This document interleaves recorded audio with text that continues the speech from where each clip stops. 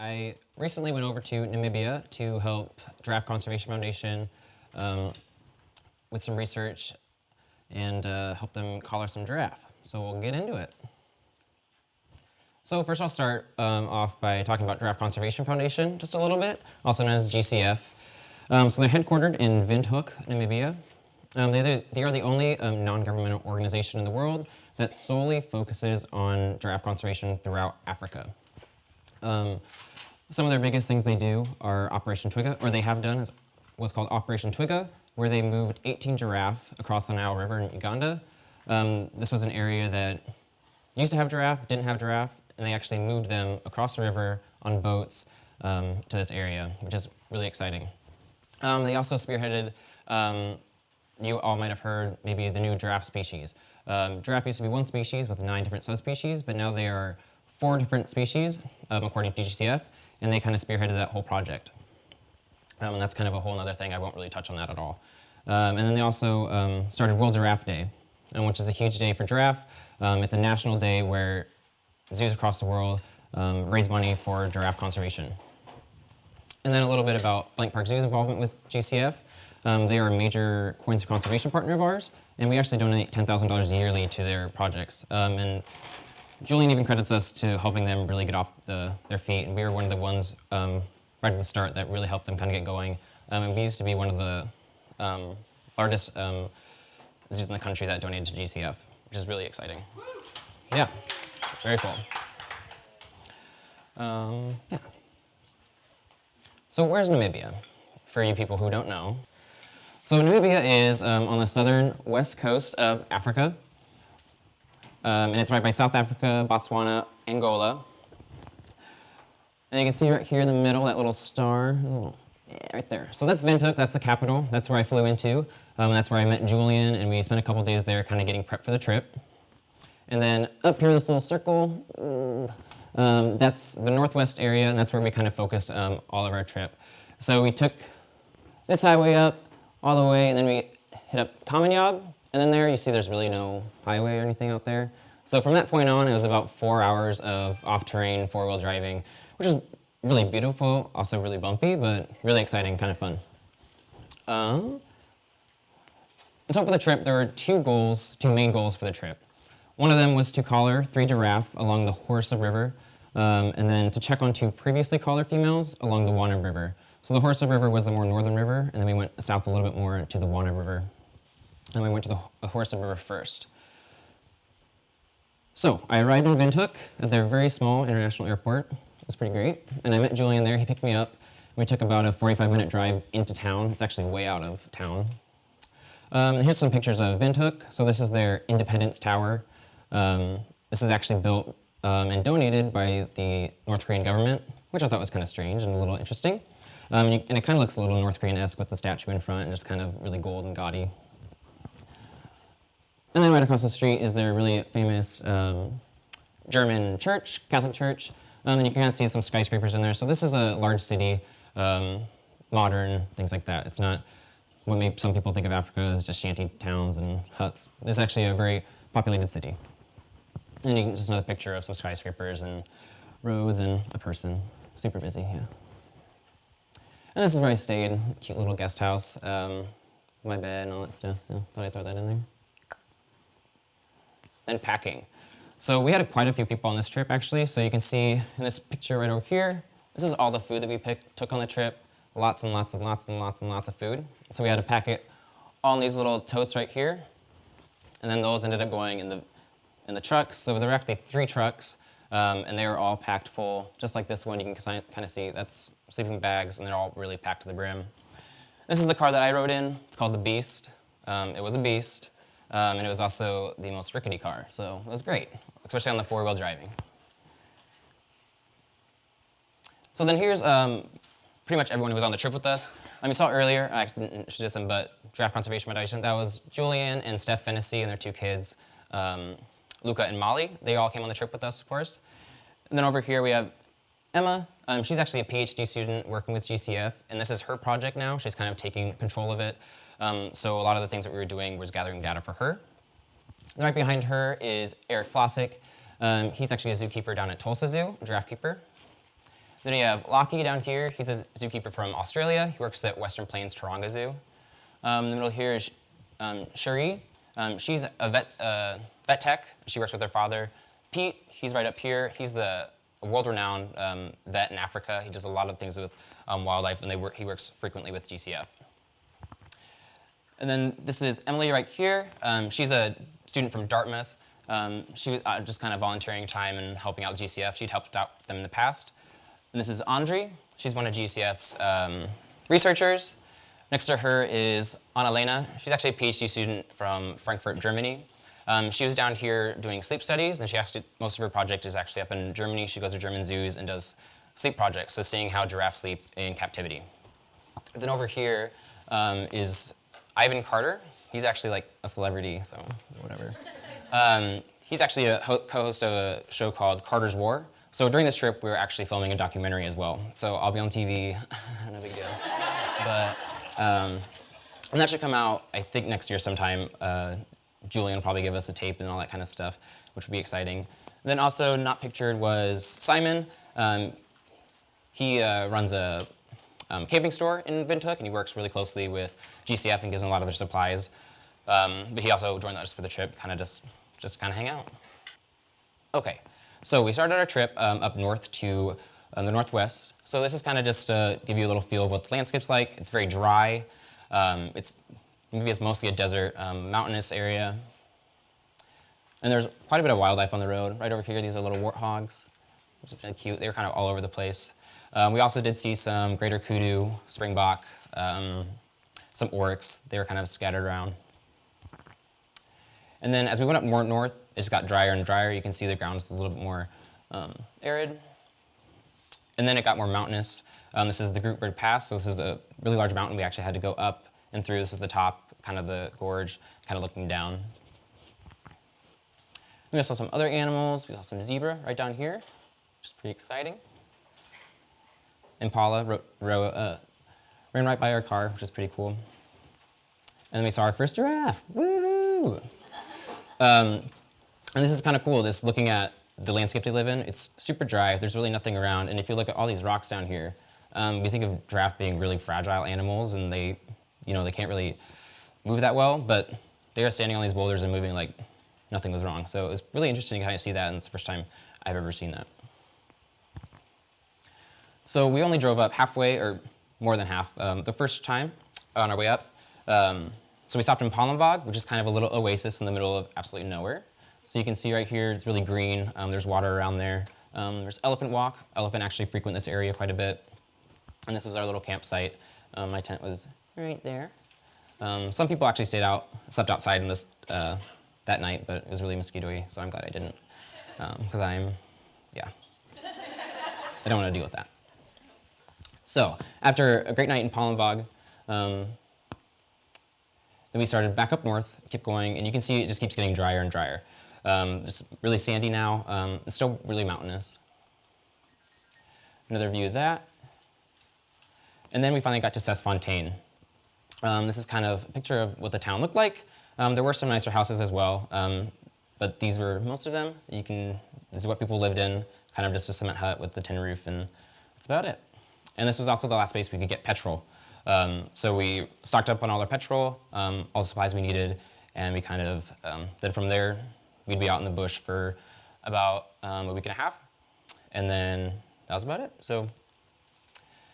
And then also, Sesfontein was the point where the Purros Conservancy began. So in this conservancy is where our study area is. So from this point on, if we were to see a giraffe, we'd have to ID that giraffe. This included this is the other car. They would drive up to the giraffe, take pictures of every single giraffe they saw, both right and left side, and then they take a GPS coordinates of where they were, and then they also take if they're male, female, subadult, adult, things like that. And then we'd all go look at that information later and see if we can ID the giraffe, if they've ever seen him before, or if we had seen a new giraffe. And then another kind of really cool thing in this area, you can see these circles right here with nothing growing in them. So they're called fairy circles. It's actually really cool. No one knows why this phenomenon happens, but they're only in Namibia in this certain area. There's just nothing that grows in those circles. I think locals think they're dragons and the hot breath is killing all the grass or something like that.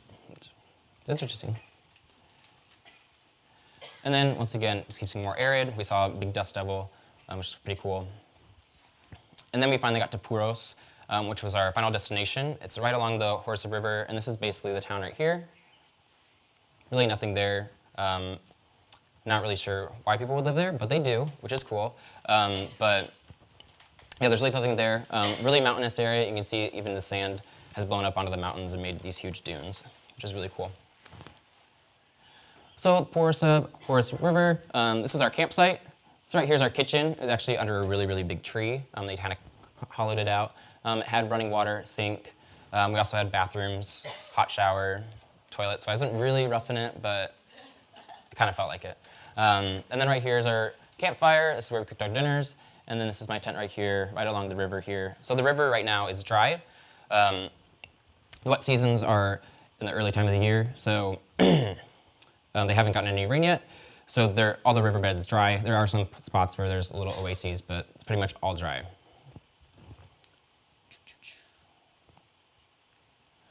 So we set up camp, and then the next morning we started business. So practice makes perfect. We started practicing for giraffe takedowns.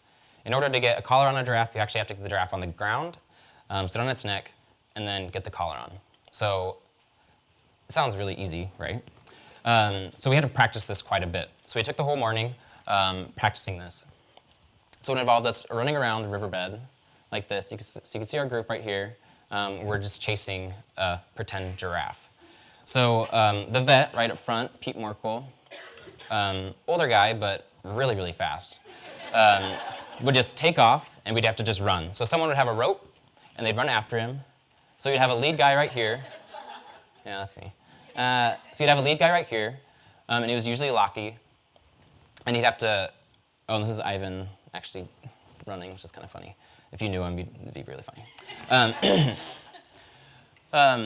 So Lockie would have to run around him, try to get in front of him, and then I would stay on the other side, and I'd feed the rope back. There'd be people on the other side, and we'd kind of create a V, and then this would slow the giraffe down, because at this point it would be drugged. And then at that point we'd also then cross, slow the giraffe down, and then hopefully it would just kind of trip over itself and fall down. So here's us.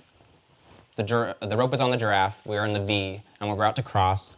And then the giraffe is on the ground. You run up to it and jump on it as best you can. So we did this for most of the morning. It was exhausting. I fell multiple times. I got a huge bruise on my left hip that made it difficult to sleep. But all in all, it was really good practice and a lot of fun. But we thought we were finished with the ground component, but then they're like, actually, let's go into a truck.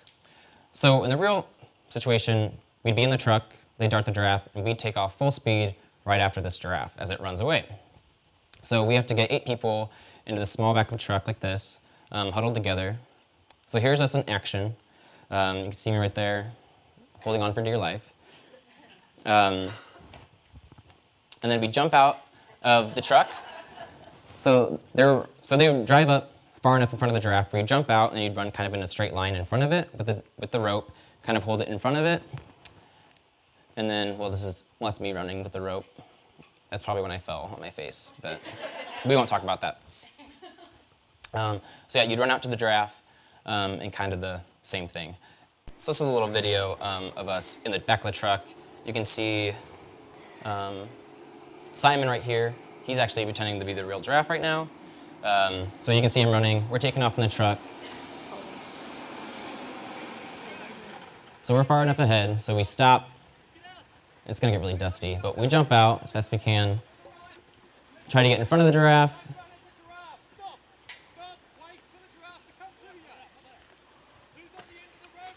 And I think Simon jumps over the rope or something. Really annoying. Then you can hear the horn. So this means the giraffe got away, get back in the truck, we gotta go chase it again. So then we did that. So running back, then running back on the truck, then running back. So it was pretty exhausting, but that's kind of what it was like. And I had sand in places I never wanted sand, so it was great. So, the real thing. So the next morning was the first time we were gonna collar one of our giraffe. So we spot our giraffe, we're down there in the truck, and at this point, The vet, Pete, would be in the truck with his tranquilizer dart, and he would shoot the giraffe. We'd get pretty close, enough to get a really good shot. And they use actually a drug, I forgot what drug it is, but they give it pretty much a lethal dose. So this is also really important why we practiced, because if we can't get the giraffe down, it could potentially die. So this is why it was very, very important. Luckily, I'll spoil it for you, no giraffe died, which is all good. So we dart the giraffe, and it would usually take off running right after that. And then, luckily, the first giraffe just kind of tripped over herself a little after she was darted. We got right on her, and this is kind of what it looks like. So you have people sitting on her neck right here. When a giraffe is down, if you sit on their neck, they just can't get up. They don't have the momentum. They use their neck to get up, so they don't have the momentum when you sit on their neck. I started out in the back right there, trying to hold the giraffe down, but it was kind of useless because it's a giraffe and they're really strong. So I actually moved up to the front and helped actually put on the collar, which is really exciting. And they used my Blank Park Zoo shirt right there, it's really nice, as a kind of a cover because they forgot towels.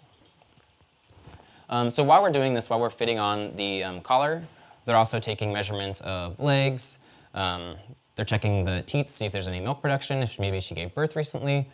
Taking measurements of ossicones, hoof width, length, all these kinds of things. They're also taking a DNA sample. So they take one little snip of the top of their ear, put that in a sample, and then they also take measurements of the neck and things like that.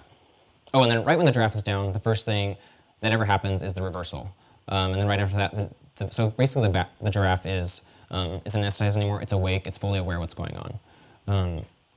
So yeah. So then after all that's done, people get off the back of the giraffe. We still have 2 people on the neck, and I'm still holding the head.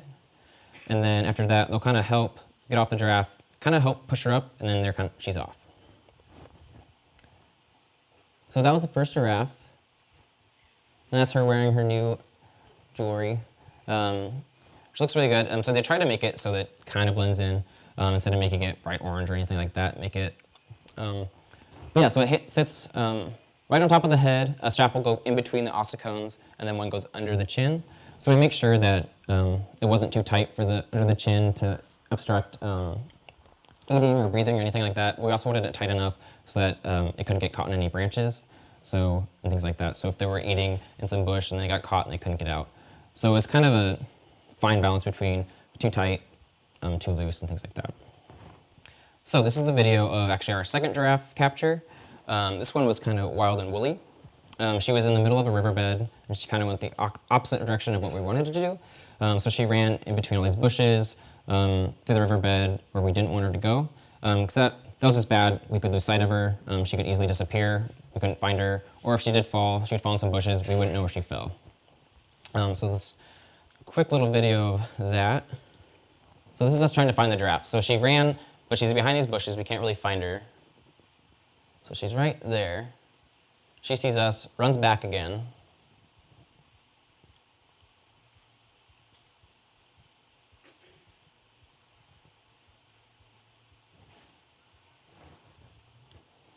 So she actually kind of runs straight at the truck, which is a little scary. So at this point, we're trying to get in front of her so we can jump out and then run and get the rope out. But it's a little difficult with all these bushes around. And mind you, a lot of these are also very thorny. So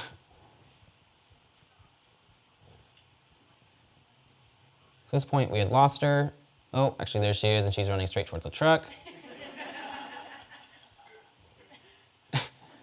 So now we're like, okay. So this whole point, we have to kind of keep eyes on her, which is very hard. There's sand. Like I said, the bushes are very thorny, and it's kind of a wild ride. And you're holding on for dear life because he's driving full speed.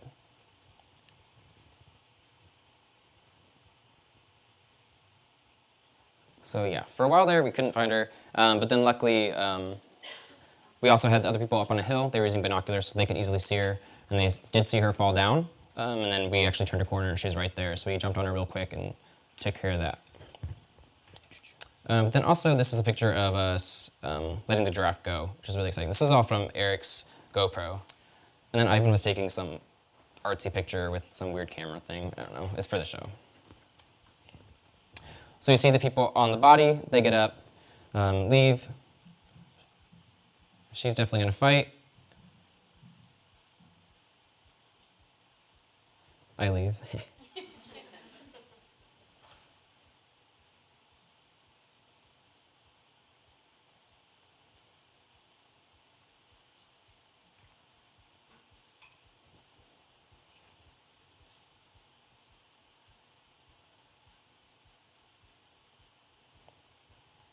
And Julian's sharing some words of wisdom, I'm sure.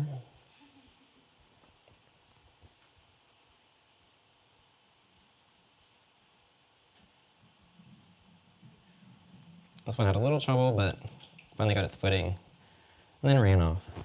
So then we also did a third giraffe. It went pretty similar to the first giraffe. Sorry. And it went really smoothly. She's a very calm giraffe, and it went very well.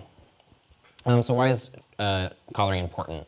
So it allows researchers to follow these giraffes when they can't see them. I'm sure they love to be up there all the time. They could be, but they can't. So it gives them actually 3 GPS points throughout a day. So in the morning, afternoon, and then at night. And it kind of sees us wherever they go. They can overlay that over Google Earth and things like that. And it allows them to see how giraffes use their environment and how much space they'll utilize. So whether they're staying around water or whether they're not, whether they're staying around areas with a certain type of food, besides another type of food, things like that, or a rocky substrate, a sandier substrate, all that kind of stuff. And then males versus females. So I said we collared 3 female giraffe. According to Julian, females utilize the environment better. So they'll stay around areas depending on food, depending on water, resources, and things like that, where males are kind of just, they'll go wherever. They kind of just walk around looking for females. So they base it off, they want to use females more, but they also wouldn't mind doing some males, but unfortunately right now, due to the design of the collar, males' heads are too big. They have a much larger ossicone in the middle of their head, so it doesn't allow the GPS to sit quite right. So they haven't figured that out yet. They're really trying to figure out some different designs and things like that, but they're working on that. And then I talked about IDing giraffe. So when we weren't calling the giraffe, we always did that in the morning when it was pretty cool. And then at night, we go back out after taking a nice long lunch, and we go out and ID the giraffe around the area. So you can see right here, this is the data sheet we'd use, GPS coordinates, the ID, and then you can also see name there. So some of the giraffe have previously been named if they've been ID'd. So you have Dobby, he's one of the giraffe they see quite a bit. And then you have a photo of their left and right, what camera you used, whose camera it was, the number on the photo, and then male, age. And then if there are any like kind of special notes, like some had a wonky ossicone or one had kind of a weird thing on its foot, you'd kind of put that down. And then you go back and look at these books. So you have both rivers here. You have the Wanted River and the Hoarusib River, and then females. So you'd look at this book and it had all these pictures. So you have the right side and then the left side. And if you guys don't know, giraffe all have different spots. So their spots are similar to fingerprints on humans. So that's how we ID them. So you'd find a spot right here on the giraffe from the picture you took. It'd be like, you flip through the book, you see that this giraffe has a similar one. Go to the right side, see if you can find a similar one, and then that would be a match. So that's kind of how we did that. This one had an extra photo because it had a weird thing on one of its feet, kind of a different growth. And then here's some extra photos from that area. Up in Purros, it's really pretty. Kind of extra stuff. So I was talking a little earlier, I said there was some water in the river. So there are different spots where there is actually water. It's a little more green, things like that. And right there, it's a giraffe right in there in the middle. So very mountainous area, very sandy, and a giraffe right there. And this is what the night sky looked like every night. It was fantastic and very beautiful. You could easily see the Milky Way and some different constellations that I've never seen. So. And then these guys are bush chickens, and they're great because they wake up at 6 a.m. every morning, just like an alarm clock. That was sarcasm. It wasn't very great. They're similar to guineas, very loud and quite obnoxious, and they wake up at 6 a.m. every morning. We also saw some ostrich. They were pretty abundant out in that area. We also saw a little bit of springbok. We did see a jackal, things like that. We also had a honey badger who liked to frequent our camp at night and eat all of our leftovers, which was great. And we also saw a mom and a baby giraffe, so baby's right there, sitting by that bush. And it's kind of a landscape. And this one's kind of hard to see on the thing, but there's actually probably close to like 20 giraffe out here. They're up on the ledge, and they're all kind of mixed in with all the bushes and things like that. Okay, so then we left Purros. We finished up collaring. We actually headed down south, down to the Wana River. So here's just some pictures on our way down. We stopped, we saw some lion tracks. Those are what those are. This area was pretty arid as well. Really nothing there. Saw some zebra out in the middle of absolutely nowhere. It's pretty cool. We did ID some giraffe there. So this is kind of looking, you get pretty close, decent enough, get a good side shot. And there's some more pictures of that. So the Wana River, this is our campsite. It's absolutely beautiful. We were right along kind of a rocky cliff. Our tents were right here. You kind of had this open plain. And then that's also hard to kind of see on here, but we walked across up on this ledge over here and kind of looked back, and this is so our camp is right down here, and then you have this big rock cliff. We actually walked up on that, and we also saw some hyrax, which was kind of fun. Kind of interesting. Scared me, but it was fun. Jumped out of nowhere. But in this area, so the main goal was to find the 2 giraffe that they previously collared before. They wanted to make sure that they didn't have any bad body condition, if they were still eating, breathing correctly, if they looked uncomfortable at all. And then we used radio telemetry to find these guys the next morning after we set up camp. Found both of them. They're both really good health. They looked comfortable. They didn't seem to be bothered by the collars. If they were, we'd have to possibly set up a plan to do another takedown of a giraffe, do the whole process again, readjust the collar, or just take it off completely. But luckily we didn't have to do that. Giraffe was still working. They were getting some good data from them. And then after that, this is kind of just safari for me. We did our duty. We kind of just did some safari. We'd ID giraffe if we ran into them. But I'll just kind of go through kind of the area, what it looks like, and kind of what I saw. Saw this little lizard, thought it was cute. We also ran into some elephants. So there's a large elephant family actually in the river, and they had 2 calves with them. And we actually could go pretty close to these guys, which is really kind of scary, but really, really cool. There were large herds of springbok as well. Saw a few oryx. We also saw 2 males. They were actually kind of in the middle of the river, kind of fighting, which was really kind of cool. We kind of just got in our cars, of course, and just kind of sat back, let them do their thing, and they walked right by. Best of friends. Then we ran into some of a giraffe. So this is actually in Skeleton Coast National Park. And this is actually the group with one of the collared females. This is one of my favorite pictures. This is the background. This is just mountains and sand dunes. And you have giraffe out in the middle of absolutely nowhere. This is all just sand. There's really no food around, and they're just living out there completely fine with it. So it was really kind of interesting seeing that, and I think it's actually a really, really pretty picture. And we also ran into some elephant carcasses. This is one of their leg bones. And then there's the skull. And you can actually see this river based on other photos from the Hoarusib. It's actually a lot more green. And the trees are much, much larger. But yeah, they're much larger and actually support a lot more wildlife. And you can kind of see that. They have elephants, so you can see that they have obviously lions right here. They have larger herds of different antelope, things like that. Yeah, so we did run into a lion. She's right here, and this is actually her giraffe kill. And this is actually a giraffe that we'd previously identified, or Julian had previously identified before. So she was chilling over her kill. And before this, actually earlier in the day, we were told by a wildlife safari guide, he's like, you know, watch out, there's a lion in the area, she's over a giraffe kill over there. We're like, okay. Well, people were already up there in our group. They were kind of already up there around the kill. The lion wasn't around. So we kind of drove up, we were kind of staying in the car. And I had my window down, whatever. And they're saying, just to make sure, like, they're just saying, make sure you guys know there's a lion around here, just watch out. They're like, yeah, whatever, it's probably not here. And then 5 minutes later, someone in the car in front of me gets out, and they turn around and they go, lion! And I'm like, what? And then right out of the bushes, probably like 15 feet away from me, a lion jumps out, and then runs around, and then is off. And I'm just like, holy crap. It's like, that was 15 feet away from me, my window's open, I was like, whoa. And no one saw her. People kept driving by, so that was actually pretty exciting, scary part of the trip, which yeah. But it was pretty cool. Yeah, live to tell a tale.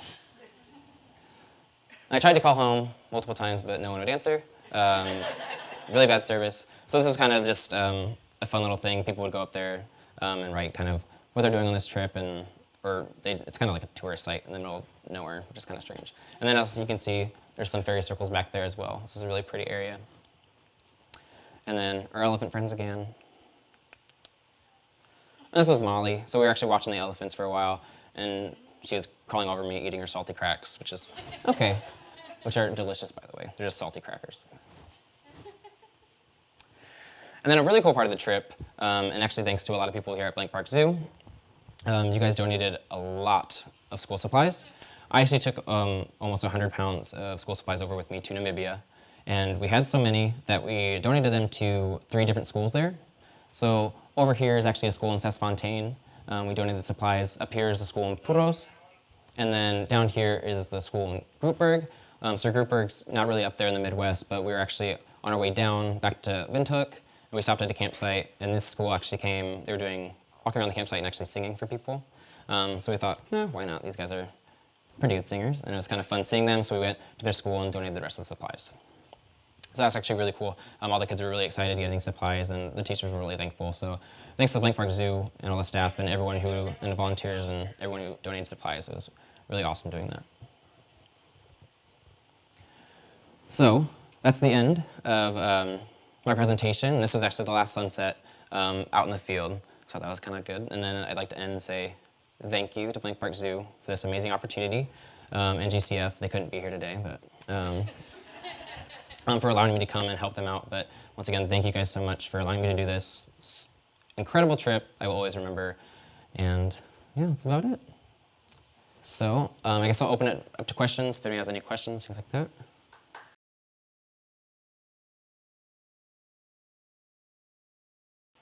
That's a good question. I asked the same thing, and I really didn't get an answer. A lot of it's up there is farming, so they'll have their own goats. A lot of it was goats, some cattle up there. And surprisingly, they all looked really well too. They had food, they looked healthy. So it's a lot of kind of subsistence. You're kind of just taking care of yourself. You have your herd, and that's about it. So.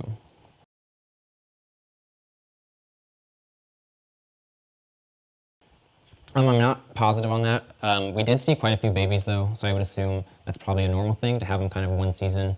But I don't know the exact answer on that, but yeah.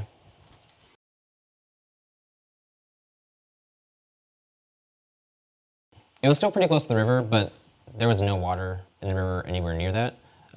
Actually, this part, Skeleton Coast Park, it actually gets more arid and drier. So the fact that they were kind of out down that, it's actually close to the coast, but actually they were that far in was a little strange, but they're out there, and I think previous GPS points had her out there the day before as well. So they're spending a lot of time out there, which is pretty interesting.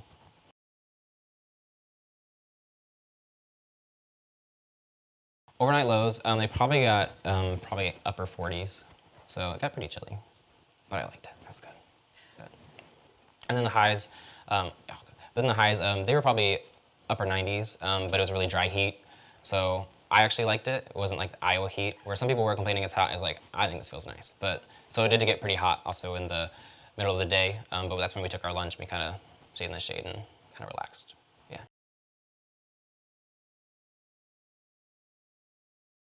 I think I heard February. I think right now they're actually filming the rest of it. So it's 3 segments. So they were in Zimbabwe, filming some giraffe captures there. And then they came to Namibia to do some more collaring, things like that. And then they're actually up in Uganda filming giraffe snares. So they're all kind of put it together for giraffe conservation. And I think it should be out potentially in February. But I can get a closer date from Julian once he kind of gets the edited version, things like that. And I think it's on the Outdoor channel. I don't know. I don't know Carter's War. I've never really heard of it, but I guess it's a big show on Outdoor channel, so check it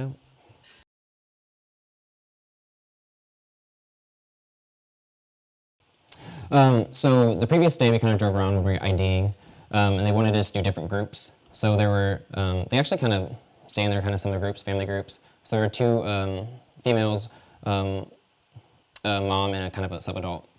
They were kind of off one part of the river, just kind of by themselves. And they kind of just randomly, it's kind of at random too, but they want to do different groups, things like that. And I think they wanted to do more adults, not as many sub-adults, things like that. So, but it was kind of random too.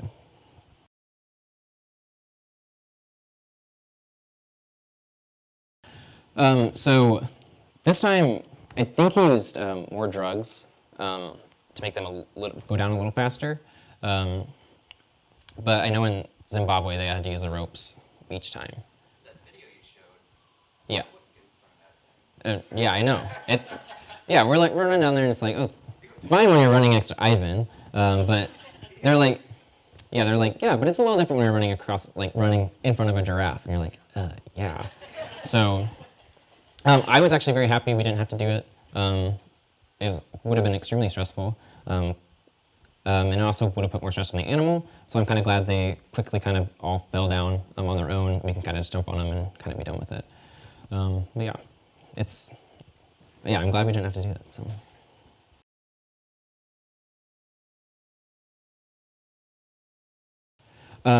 No, probably not. Yeah, wouldn't want to separate the mom from the baby, but yeah.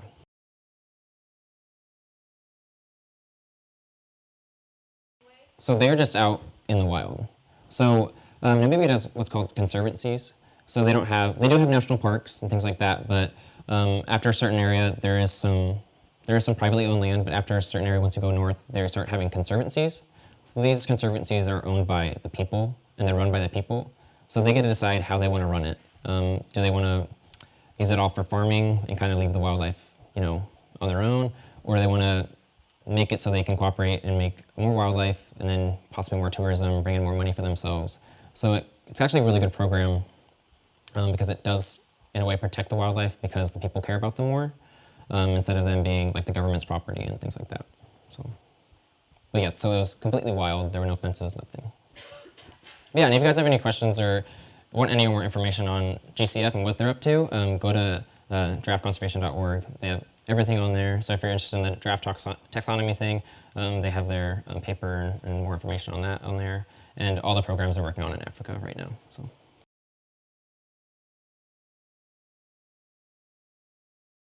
So southern giraffe, I was working with southern giraffe. They would have been known as Angolan giraffe, or they are the subspecies Angolan giraffe.